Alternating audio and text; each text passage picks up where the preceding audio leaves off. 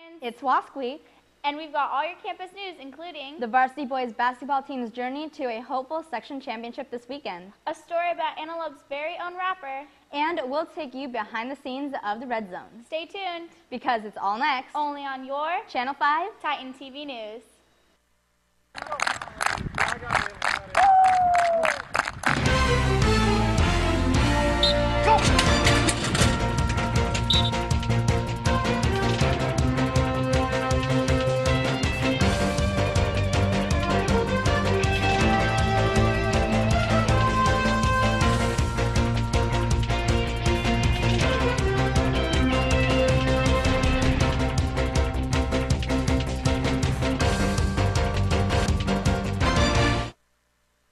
Good morning, Titans. Today is Tuesday, February 28th. I'm Crystal Campos. And I'm Brooke Carrick. Crystal, did you go to the basketball game on Friday? No, I was working on about 50 different projects that I had. You should have gone. It was a great game. Well, for those of you like me who weren't able to go to the game, the varsity boys basketball team won, but it wasn't easy. It took a second-half comeback to defeat St. Mary's of Stockton and move on to Power Balance Pavilion tomorrow night to face Bella Vista. Reporters Sarabjot Shergill and Rodney Evans have the story. The top-seeded varsity boys basketball team is preparing for another visit to Power Balance Pavilion tomorrow night when the Titans face Bella Vista in the semifinals of the Sac Joaquin Section Division II playoffs at 7:30 p.m. The Titans, who have now won 27 consecutive games and have a 28-1 record going into tomorrow night's game, advanced by defeating St. Mary's of Stockton 61-50 at home on Friday night, avenging last year's loss in the section finals at Power Balance Pavilion. Yeah, I'm incredibly proud of the guys. We hadn't been challenged in a long time in league, and we finally met an opponent that went toe-to-toe with us. And we took a punch in the jaw, and I needed to see if we were going to get up. We made some adjustments at halftime, and my guys stepped up. We played better defense, outscored them 37-13 in the second half, and just locked them down. But, we started slow. Couldn't be proud of their effort in the second half. They were phenomenal in the second half, especially defensively. Great job. It's been the unselfishness. They're just a team. We don't have a superstar. You can't pick one guy to stop. You try to stop Gabe, we're going to go to Isaiah. You try to stop Isaiah on the inside, we're going to go to our guards with Caleb and Keyshawn and Jarvis. And then Derek and Rashard coming off the bench. And then the guys that practice with us every day, that push us to make us better. I think we're a better team because we get pushed more in practice. We can go 5-on-5, and sometimes that's more competitive than some of our games. And because we can do that in practice, Junior Gabe Bueller led the team with 15 points, including one incredible dunk. Okay, we started off a little slow, but second half we came out. We stayed aggressive. We got in the paint, which allowed us to score. And in the fourth quarter, I came out with a few dunks. I think that excited the team. And Derek also came out with a big steal, which led to points too, which resulted in the win. The Titans were trailing 23-13 in the first half, but they took over in the second half, outscoring the Rams 37-13. Junior Isaiah Ellis had 7 points, and seniors Jarvis Watkins and Caleb King had 6. We started off a little rough, just not getting up, but we go in locker room halftime, and we just try to get it going. I'm excited to go to Arco. I'm ready to win it all and just go to the next level. Close there in the beginning, but in the end, I think we pulled it out and it was good. I'm glad to go back to Arco. Never in doubt. Always thought we were going to win, and hope to see you all there on Wednesday. So I couldn't even hear myself. It was a great game. First half, we were kind of slow, but then when we started pushing the ball, we started just running off the court. Finished business losing to St. Mary's last year, so we think we can just make noise in the playoffs and hopefully run to the state. The Titans are headed into the Bella Vista game with confidence and hopes of playing in the section finals on Saturday. we know it's Bella Vista. We're not unknowns. We played them last year here, second round.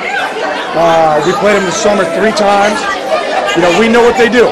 They're a solid ball team. They got KJ Loge. He's good. Big 6'5" kid. They got 6'6", good point guard. They're a good team, different style. They don't want to run with us. They want to slow it down like they do. So hopefully we learned tonight that we need to dictate our tempo in the big confines of power balance and make them guard us 94 feet of hardwood. You know, this year compared to last year, kind of two different teams. Last year we really had to go a little deeper.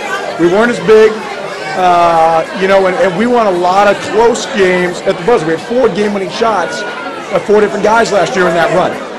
This year we're a little more balanced, that we should be capable of putting games away a little bit earlier. Credit to St. Mary's. They came out with a game plan and they stuck to it. You know, I think we just got them to play our game for the second half, and you know, our guys rose to the occasion. This is Rob Josh Airgill signing off for Titan TV News. Our Titan Red Zone has been a big part of our school culture, and to many students it may look fairly easy to put together. Members of the student government class, however, know firsthand just how much work it takes to make the Red Zone successful. Reporter Anthony Parenti filed this story.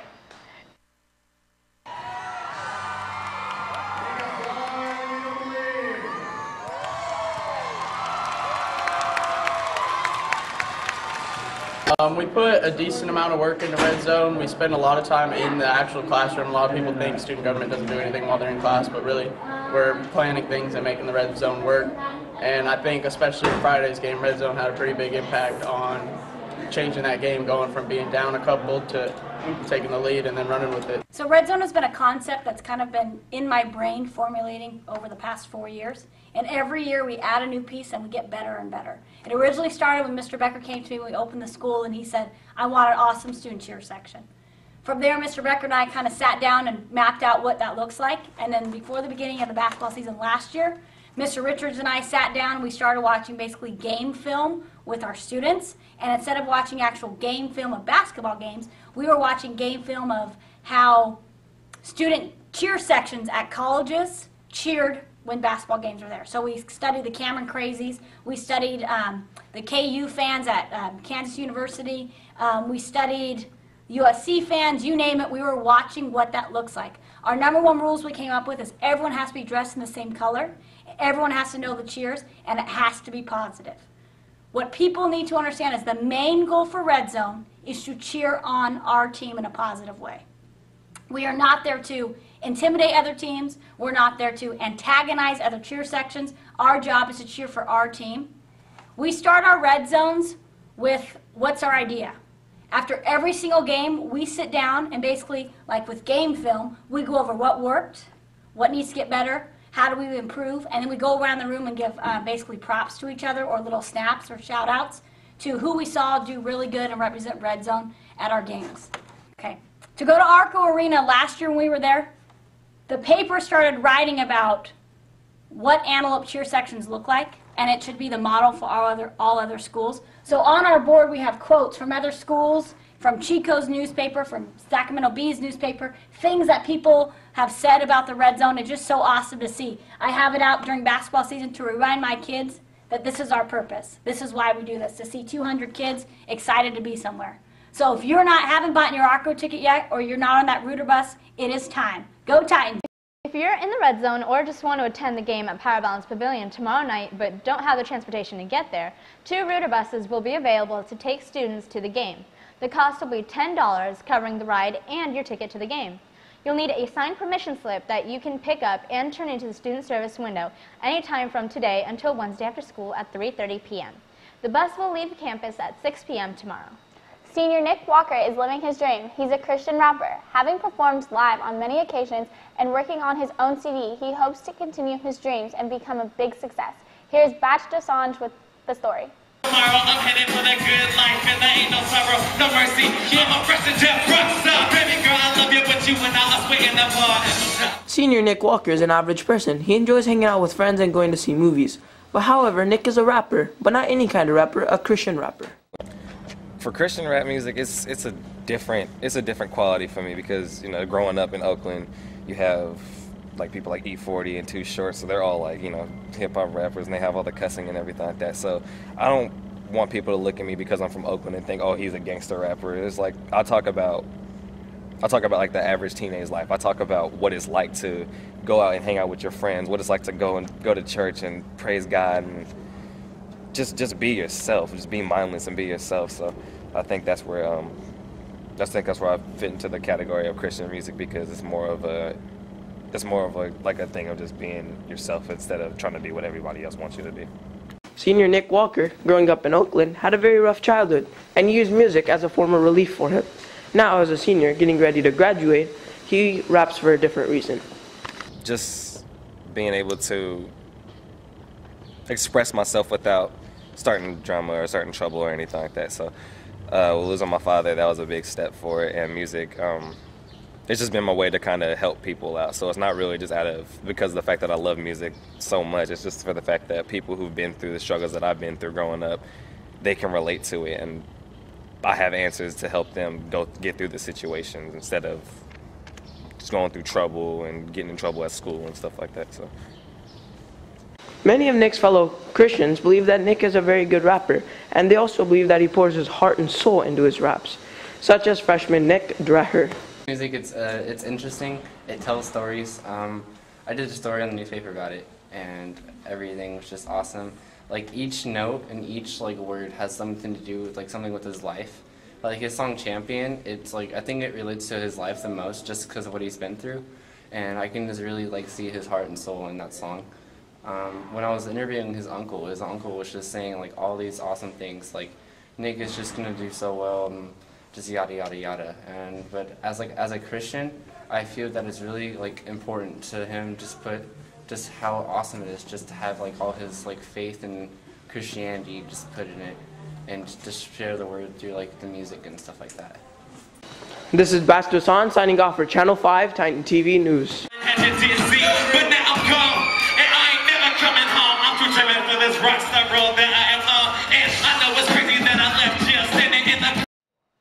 The WASC committee began its visit yesterday. You most likely saw some of the team members in different classes speaking to students and staff. Reporters Matt Hoffman and Julian Perez caught up with Principal John Becker and WASC committee member Dave Nickerson to ask how the visit was going so far. Yesterday's WASC visit, from everything I've been told, has gone really well. I know, talking to the visiting team, that they really enjoyed their time with the students, and they had a chance to meet with the counselors and I believe some of the teachers. One thing I did hear from one of the visitors was we have amazing kids here at Antelope, and hopefully for the rest of their visit they'll continue to get to see our great pride and student spirit and get to see more of the great kids that we have here. I think it's been a very welcoming experience so far.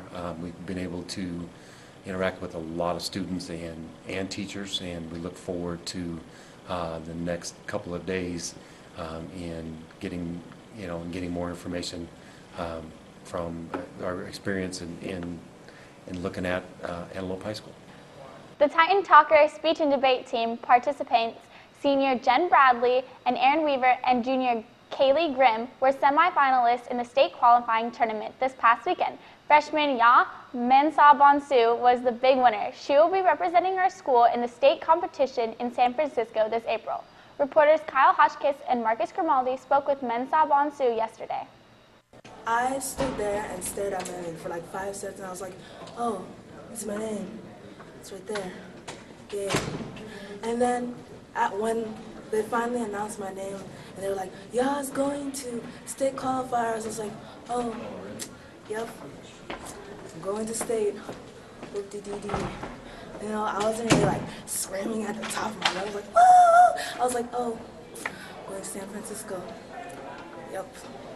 Attention all seniors. The FAFSA deadline is this Friday, March 2nd. You must complete your FAFSA to be eligible for financial aid. Well, I'm sure glad that the WASC was finally here to see how awesome our school is. I know, and the fact that our boys basketball team is going off to section semifinals tomorrow, it makes it even better. I'm definitely going to this game tomorrow. You should go too, Crystal. I still have a lot of projects to get done. Don't you ever take a break? Nope, just part of the joy of being a senior in advanced classes. Oh, great. Well, that's all we have for you today, Titans. We hope you enjoyed the show. Don't forget to tune in on Friday for the show with Matt and Janae.